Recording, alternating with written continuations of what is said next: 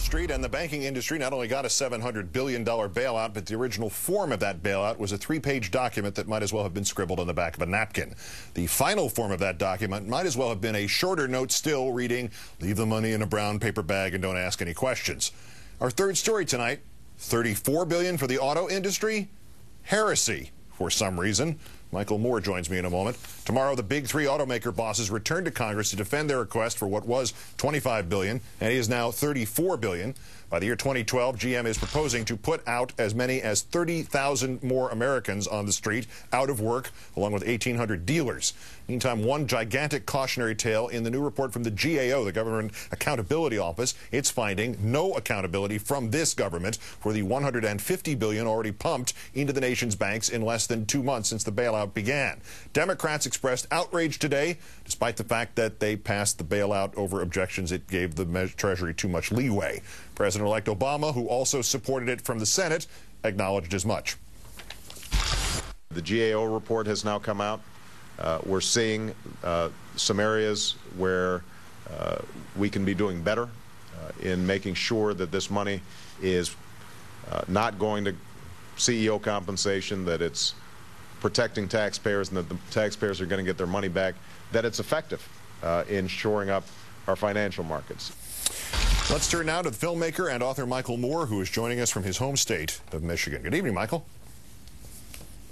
Good evening, Keith. All right, let's jump right in with your proposal today for what to do about GM and the auto industry and what we can sort of buy with this bailout. Lay it out for us. Well, first of all, I just want to say that, you know, when the three automaker chiefs went to Washington, they were treated like errant school children and then sent back home to Detroit to write an essay on why we should get free cash.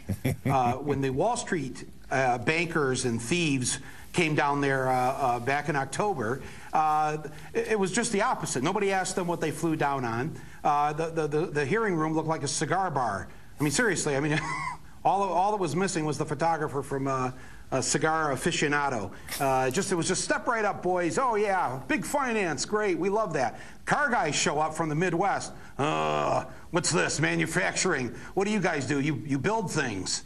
No, we like the guys who just make money off their money. So this hasn't been lost on any of us who are from this part of the country. Having said that, that's not a defense of the big three here, but frankly, any money given to the current management is just going to be money that's being flushed right down the toilet. They don't have a clue about how to run these companies. They are basically wanting us to give them money because people don't want to buy their cars. And the reason they say now is they don't want to buy them is because we have a global economic problem going on. But the real point is that they've had this problem now for about 3 decades.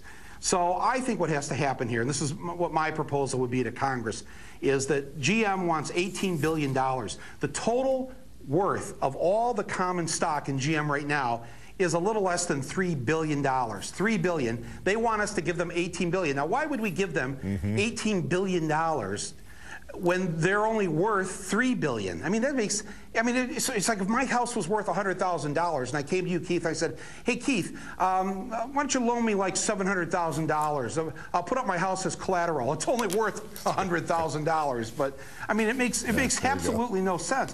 Why give them this money? I think that if we're really serious about trying to fix the transportation problems in this country and all the other problems that surround it in terms of our you know, lack of oil and the running out of oil under this planet that's going to happen sometime in our lifetime or our children's lifetime, we have to really treat this like a crisis. And so I would encourage Congress to do what Franklin Roosevelt did at the beginning of World War II, where he just said to the big three, you're not building cars anymore because we have a crisis. You've got to build tanks and planes and the other things that they needed in World War II. This new president and this Congress has to say to the big three, I'm sorry, but this car thing isn't working out. We're running out of oil. So you need to build hybrids, electrics, and we need mass transportation. So you got to build trains and subways and light rail and all this. And that's going to be the policy of this country. And we're going to tell you what to do because we just gave you collectively, if they get the $34 billion, if you're going to give you $34 billion, we're gonna own your ass. I mean, that really should be. I mean, I can't figure out how it could be any other way. I just. But having said that, it makes. Sorry about swearing there. No, please get in line. The thing sounds so good. Obviously, it can't happen. Why wouldn't it happen? Who is benefiting from the idea that that would not happen? That we wouldn't get 21st century mass transit and greener cars and the rest of that? Well, there's not as big a profit in that. You see, this is what's amazing about, like, for instance, the GM proposal.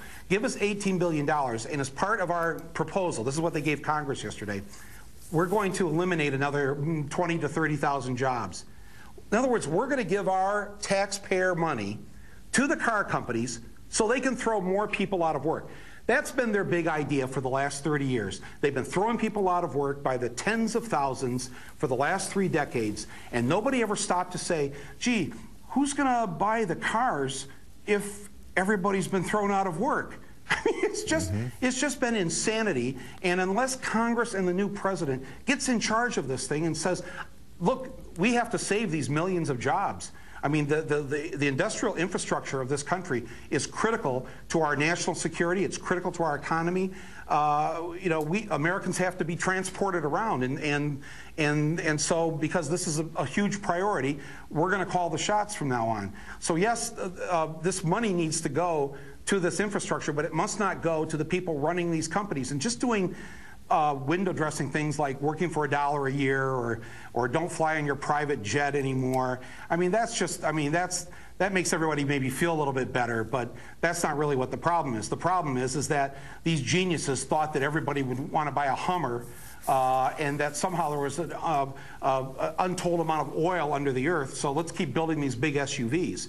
Mistake after mistake after mistake. Why would we reward them for these mistakes? This current management, they need to be fired and removed. The government needs to get in charge of this thing. It's our money. We should be able to call the shots. And given the fact that a dollar a year is way too much for that one guy. The documentary filmmaker Michael Moore, as always, it makes great sense. Let's see if there's any chance of it happening. Thank you, Michael. Thank you, Keith.